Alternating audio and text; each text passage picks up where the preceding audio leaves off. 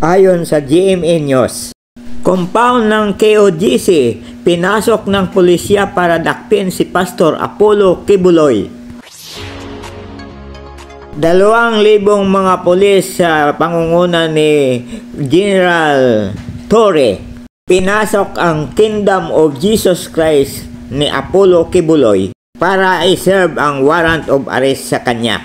Ang compound ay 30 hectares. Nahihirapan ang mga pulis dahil hinaharang pa ng mga supporter ni Kibuloy.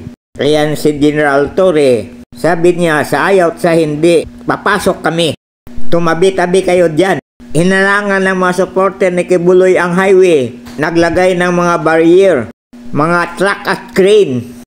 Kaya nagkagulo, dinisperse sila. Meron palang tunnel at nagtago doon si Kibuloy sa bunkers. At sa pamamagitan ng modernong equipment, natonton nila ang 8 heartbeats ng tao sa isang bunker. Sinasabing isa doon ay si Stephanie Ibarra, ang favorite partner ni Kibuloy, na mula pa pagkabata ay inalagaan niya hanggang sa magdalaga. Sinasabing kung wala si Stephanie, walang KOGC.